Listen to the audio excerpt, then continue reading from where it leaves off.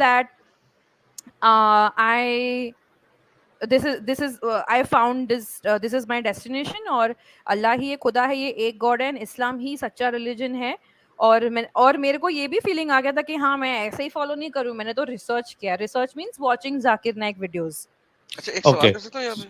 मैं एक हाँ एडम, आप अपना सवाल करो, फिर मैं अपनी बात रखता हूँ। हाँ, एक छोटा सा सवाल मुझे यहाँ पे करना है। आपने कहा कि आपने फाइंड कर लिया है गॉड को, या और यस, क्या आपने कुरान को किसी भी ट्रांसलेशन में खुद पढ़ा था? आई डिड नॉट टच कुरान। मैंने ओह माय गॉडनेस। कुरान तो मैंने टच भी नहीं किया था, बिकॉज जब एक आई विल नॉट से कि मैं तब रिवर्ट हो चुकी थी, मैंने शहादा भी नहीं लिया था।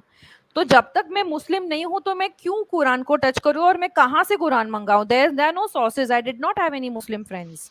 ओके, तो ये यहाँ पे मैं थोड़ा सा व्यूवर्स को कहना चाहूंगा कि जो भी व्यूअर या वो कहे कोई भी मुस्लिमा, ये मुस्लिमा नहीं सॉरी, कोई भी सर्च कर रहा है और कह रहा हूँ मैंने वीडियोस देखी हैं, इस्लाम मुझे अच्छा लग रहा है, मेरी विनती है सबसे, एक दफा कुरान को ओपन माइंड से, इस्लाम में दाखिल हुए बगैर, इस्लाम से बाहर बैठे हुए, कुरान को ओपन माइंड से एटलीस्ट पढ़ लो।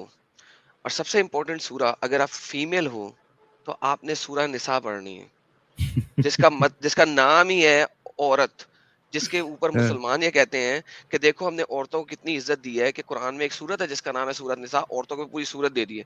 भाई वो जो सूरत है ना इज्जत वाली, उसको एक दफा पढ़ लो, फिर बताओ कि किसी औरत ने कभी मुसलमान होना है।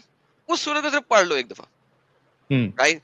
दैट्स समथिंग वेरी इंपॉर्टेंट, कि आपके जो कल्चर है इंडिया में, वो गुरु, मैं जो अभी तक समझा हूं, ठीक है, वो मोस्टली गुरु कल्चर है, कि हमने किसी से सीखना है। भाई इस्लाम गुरु कल्चर पे नहीं है, इस्लाम किताबी कल्चर है। वो एक वर्डिक्ट पे चलता है, और वो वर्डिक्ट कुरान और अहादीस के अंदर है। बहुत ज्यादा नहीं पढ़ना, ना पढ़ो, 6000 आयतें हैं, 6000 आयतें हैं, और चंद आयतें सर एक एक लफ्ज की हैं, अर रहमान, अल्लामल कुरान, लाइक कम ऑन, लाइक अलिफ लाम मीम, ठीक है, हा मीन आइन साइन स्वाद, लाइक कुछ आयतें तो कुछ भी नहीं है ना, वो आयतें ही नहीं है, वो तो यानी एक एक लफ्ज है। तो 6300 आयतें हैं, उनमें से निकाल लो कुछ आयतें, वो कॉपी पेस्ट छोटी छोटी आयतें, उनको निकाल दो, गायब कर दो, टोटल आपके पास 5000 के करीब आयतें बचती हैं। 5000 5000 सेंटेंसेस बुक आप लिटरली 2 हफ्ते में पढ़ सकते हो, एक राइट। महीने में पढ़ लोगे। तो इतना बड़ा कदम लेने से पहले एटलीस्ट उस किताब को as a non theological person read कर लो, मेरा सिर्फ ये गुजारिश होगी। जी सर। एग्जैक्टली, एडम एडम ने बहुत अच्छा पॉइंट रखा, और मैं भी एक पॉइंट इसमें ऐड करना चाहता हूँ। देखो, बहुत सारे लोग कमेंट कर रहे हैं कि दीदी जो है वो इलॉजिकल है या जो भी है। आपको ये ध्यान देना पड़ेगा कि ये सिर्फ दीदी की बात नहीं है, ये एक दीदी की बात नहीं है। ऐसे लाखों लोग जाकिर नायक या उनके जैसे जो दावा ऑर्गेनाइजेशन है, इनके वीडियोस को देखकर उन्होंने इस्लाम कबूल किया है। ये हकीकत है, ये हकीकत है। कई सारे लोगों ने बिना कुरान को पढ़े, बस वीडियोस देख के, एक साइडेड बात सुन के, उनके इलॉजिकल आर्ग्यूमेंट्स लोगों को लॉजिकल लगे, वो सिर्फ सुन के देख के उन्होंने इस्लाम कबूल किया। ये हकीकत है, और टीना जी भी उन्हीं में से एक थी। और कई सारे ऐसे पढ़े लिखे लोग भी हैं जो इनके ट्रैप में आ जाते हैं। ये हकीकत है दोस्तों, ये मानना पड़ेगा आपको। अच्छा, इसके अलावा और एक चीज आपको बता दूं कि टीना जी ने इस्लाम कबूल कर लिया, अब उसके बाद इन्होंने क्या क्या सैक्रिफाइस किया, जो इस्लाम से बाहर निकलने के बाद इनको लग रहा है कि हाँ मैंने जो है वो बेवकूफ़ी की थी या फिर मैंने टाइम बर्बाद किया, वो भी हम जानेंगे। तो स्टोरी बड़ी इंटरेस्टिंग है, आप लोगों को गौर करना पड़ेगा। अगर आप इसको इंडिविजुअल केस लेके देखोगे तो बड़ा अजीब लगेगा आपको, लेकिन ये कई सारे लोगों के साथ ऐसा मामला होता है। इससे पहले कि मैं अगला सवाल टीना जी से करूं, हमारे साथ प्रीति ह्यूमन जी भी जुड़ी हैं। प्रीति ह्यूमन जी, आपका बहुत बहुत इस्तकबाल है। जी शुक्रिया आदाब। जी, तो आपने टीना जी की स्टोरी सुनी, पहले क्या थी वो, और उसके बाद उन्होंने इस्लाम कबूल किया। तो जी क्या लगता है आपको कि कई सारे लोग ऐसे ट्रैप में जी फंसते होंगे? अब तो बहुत कम है, लेकिन हम्म, पहले जब हमारे जैसे चैनल नहीं थे, इंटरनेट पे डेटा अवेलेबल नहीं था, तो पहले लोग जो है धड़ल्ले से इस चीज को एक्सेप्ट कर रहे थे। तो आपकी क्या राय है इस पे? फिर मैं टीना जी के पास जाऊंगा। जी टीना जी जैसी ही बहुत सी गर्ल्स हैं और लड़कियां हैं जो कि डॉक्टर्स आपकी हैं। आवाज में 2 दिन से प्रॉब्लम है, लास्ट टाइम भी प्रॉब्लम था प्रीति जी। अभी भी प्रॉब्लम है? हाँ, बीच में बैकग्राउंड वॉइस बहुत आ रही है। एडम, आपको भी आ रही है क्या? जी सर, नॉइज काफी है और वॉइस स्लो है। हाँ, ओके। म्यूट किया है प्रीटी ह्यूमन जी ने अपने आप को। जब तक कि उनका कनेक्शन सही नहीं हो जाता, let's go to the next question के ठीक है, फिर आपको ये लगा कि इस्लाम ही सबसे सही है और आपने इस्लाम कबूल कर लिया। उसके बाद क्या आपने अपने घर वालों को ये बताया कि आपने इस्लाम कबूल कर लिया है? डिस्क्लोज किया आपने ये डिसीजन? यस।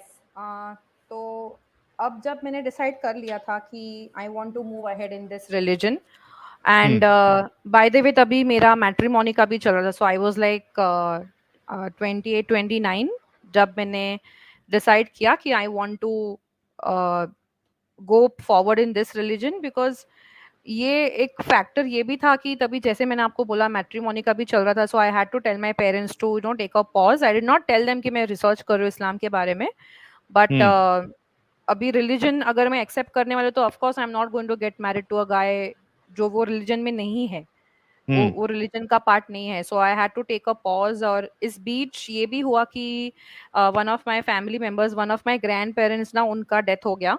और first time I got to visit the crematorium. Basically girls को अलाउ नहीं किया जाता है, बट दैट पता नहीं तभी मेरे पेरेंट्स एवरीवन अग्रीड के चलो। So first time I got to see that, and वो जो नज़ारा था ना, that her body burning, and that really took a toll on my mind and heart। मतलब और उसी टाइम पे मैं इस्लाम रिसर्च कर रही थी, तो एवरीथिंग मतलब इट वाज फेवरेबल। उसी टाइम पे मैं इस्लाम रिसर्च कर रही थी, और इस्लाम रिसर्च जो भी कोई करता ना, तो उसका वन ऑफ द रीजन ये भी होता है कि हम अपना आखिरत बचा ले। व्हेन यू आर रिसर्चिंग तो ऑफ कोर्स आप जान जाते हो कि आफ्टर लाइफ, ये वाली जो लाइफ है उसके बाद क्या होगा आपके सोल के साथ। तो फिर आपको ऐसा फीलिंग आने लगता है कि जब आप किसी का भी न्यूज़ सुनते हो कि यहाँ पे ये एक्सपायर हो गए, तो आप you reflect on yourself also. It's just not कि आप उनके डेथ पे थोड़ा मोर्न करके you will get normal in your life. आप फिर अपने बारे में भी थोड़ा आप रिफ्लेक्ट करते हो। I don't know about others, लेकिन मैं तो करती हूँ कि थोड़ा अफेक्ट होता है कि मैं अपने बारे में भी मैं सोचती हूँ, मेरी लाइफ के बारे में, that where I want to take ahead. तो ये अच्छा, भी उसी दौरान हुआ। मैं ask another question here, sorry. ये या आपने कहा कि आपने एक बॉडी को जलते हुए देखा, यानी ऑब्वियसली वो डेड बॉडी होगी ना, अलाइव तो नहीं ना या थी? Okay. No no so no. Okay, तो वो आपने वो शमशान घाट में किसी बॉडी को जलते हुए करेक्ट देखा, right? Okay. Correct correct. Now now the question here is, वो बॉडी को जलते हुए देख के तो आपको बहुत बुरा लगा, लेकिन जब हम्म। आप किसी बॉडी को दफना देते हैं जमीन के अंदर, तो हाँ वहां पे उसको कीड़े खाते हैं, चूंटियां खाती हैं, जो जो भी है, जो उसकी जमीन के अंदर जो जिस तरह का भी कीड़ा वहां पे होगा, बिच्छू होंगे तो बिच्छू हैं, वो कैटरपिलर्स होंगे, व्हाटएवर। सो हाँ वो आपको नजर तो नहीं आता, लेकिन उस बॉडी के साथ भी तो यही हो रहा है ना।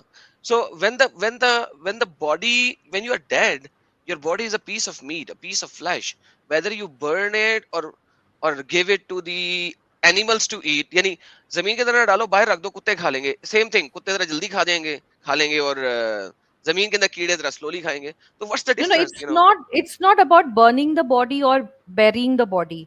हम्म, मेरा यहाँ पे बोलने का मतलब ये था कि I witnessed a very close family member's death. Hmm, और जब आप देखते हो कि एक इंसान जब आपसे अलविदा कह के वो चले जाता है, I am not talking about the process कि बेरी हुआ या फिर बर्न हुआ, I am not talking about that. But normally मेरे फैमिली में जैसे हम, लाइक आई एम टॉकिंग, हम मीन्स आई मीन गर्ल्स से वो घर से ही हम we just get to see that dead body. But this time I got to attend that process. वो जो क्रेमेटोरियम में जो भी होता है, I got to attend that. And वो फर्स्ट टाइम वो देखने के लिए, वो it is little overwhelming. You are not ready mentally on, आप वो प्रोसेस में हो, you are already sad, and then you are thinking about, मतलब आई वाज थिंकिंग अबाउट कि यार मुझे भी, मेरा भी तो यही है, मतलब हम सबको आखिर तो यहीं पे आना है। Not I am not talking about burning, मतलब हम सबको डेथ फेस करना है। This is what I meant. all right, that makes sense. I thought maybe क्योंकि आपने burning का कहा था, तो वो I thought maybe you are talking about the burning of the body. Adam actually क्या होता है ना कि एक डर होता है ना कि बाद मर गए उसके बाद क्या, तो वो आफ्टर लाइफ वाला डर भी काफी लोगों को होता है, समझ रहे हो आप?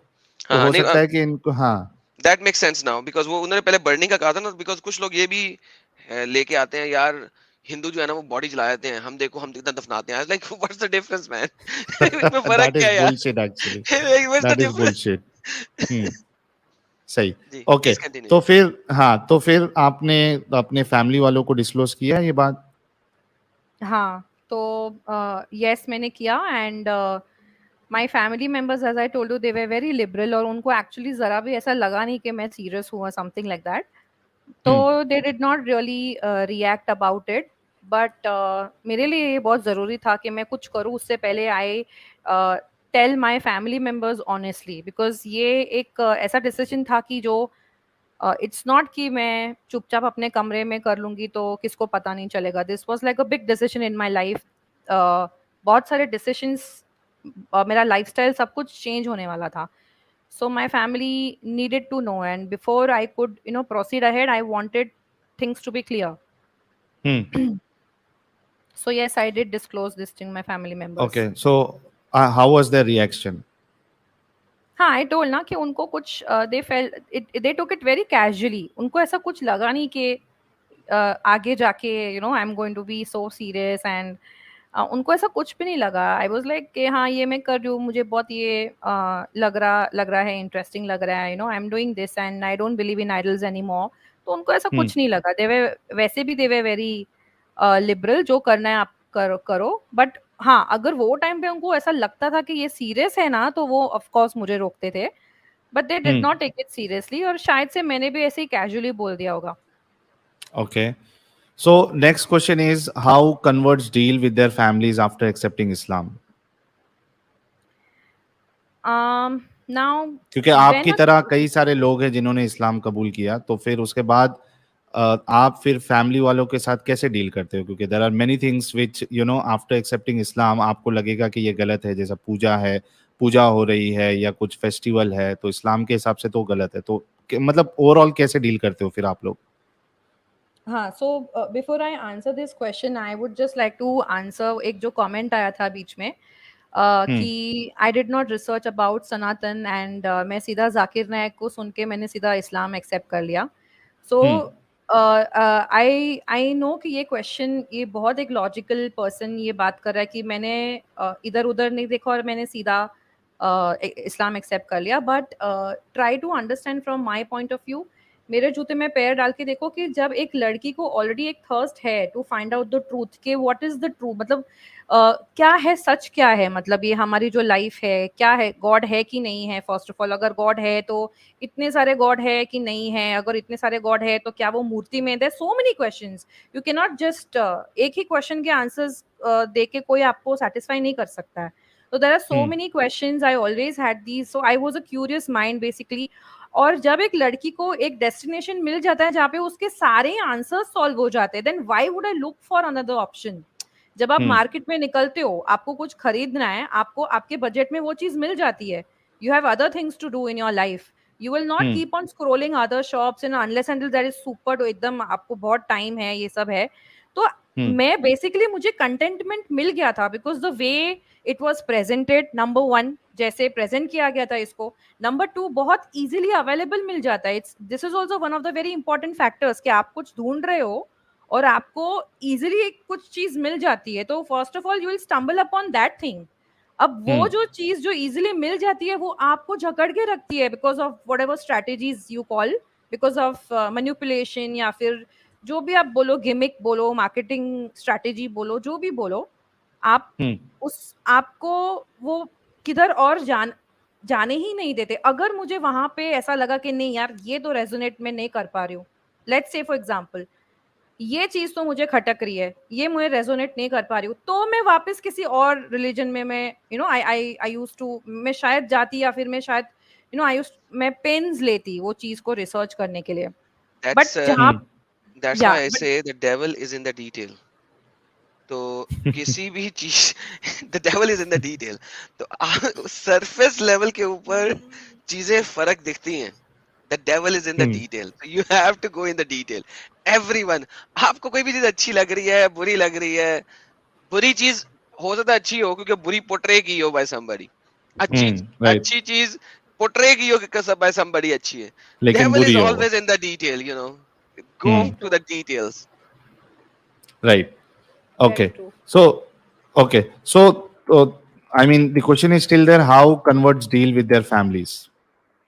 So अभी इस्लाम एक्सेप्ट करने के बाद I made friends and via I got to know many converts, and of course एक convert जब एक दूसरे convert को मिलता है, the very first thing is what is your convert story. The second question is, do your parents know about you? The third thing is, if they don't know, if they know, how do they react? And so ये सारा हम लोग एक दूसरे के बारे में पूछते थे. तो एक कन्वर्ट मैं ओवरऑल मतलब एक जो कॉमन चीज है ना, मैं वो बताऊंगी कि एक चाहे वो फीमेल हो या मेल हो, convert regardless of the gender, मैं एक नॉर्मल कन्वर्ट के बारे में बात कर रही हूँ कि नाउ दैट कन्वर्ट का दिमाग अब ऐसे चलता है कि जैसे जैसे मेरा दिमाग चल रहा था तभी कि I was like this is it, I have found the truth, now I don't need to, अब मुझे और हाथ पैर मारने की जरूरत नहीं है, आई हैव फाउंड माय डेस्टिनेशन, अब मैं यहाँ पे आराम से जिंदगी का प्लानिंग में सब कर सकती हूँ अपना. ओके, सो इसके अभी क्या होता है कि most of the parents when they come to know, चाहे वो कन्वर्ट छुपा रही हो, कभी ना कभी समझ में आ जाता है when it comes to prayers, और समझ में आ जाता है ना, तो हरकतें थोड़ी चेंज होने लगती है. अगर if that convert is a girl, तो वो ड्रेसिंग थोड़ी थोड़ी चेंज होने लगती है, लूज ड्रेसेस पहनने लगते हैं. सो समझ में आ जाता है. तो पेरेंट्स कुछ मोस्ट ऑफ द कन्वर्ट्स दे उनको घर से निकाला गया और उनको शेल्टर कहीं और मिला. And most of the converts के थोड़े बहुत ऐसे भी केसेस है कि उन्होंने छुपा के ये चीज इतना कंसिल करके रखा because they were girls and बाहर it's an unsafe world that a convert girl can not go elsewhere. जो पेरेंट्स के अंडर जो प्रोटेक्शन केयर जो मिलता है एक कन्वर्ट को, वो कोई और नहीं दे सकता है. तो वो रीजन के वजह से वो लोग नहीं बोलते थे, और कभी कभी जबरदस्ती पेरेंट्स अगर बोले कि चलो अभी आरती का टाइम हो गया है, पूजा का टाइम हो गया है, तो जबरदस्ती हाथ में थाली ले भी लेते थे. ऐसे भी कुछ मैंने स्टोरीज सुने, और कुछ स्टोरीज मैंने ऐसे भी सुने कि अ कन्वर्ट गर्ल, उसके लिए अभी एक ही ऑप्शन है कि अगर उसको फ्रीली इस्लाम प्रैक्टिस करना है तो शादी कर लो. सब उसको एक ही राय देते थे कि शादी कर लो, शादी करोगे तो आपको एक हस्बैंड मिल जाएगा, you will get a caretaker, financial का कोई प्रॉब्लम है नहीं, and then you will get to freely practice Islam, आपको जो भी करना है. तो ये जितने भी अलग अलग स्टोरीज है ना, उसमें मेन कॉमन लाइन ये है कि every convert has a guilt.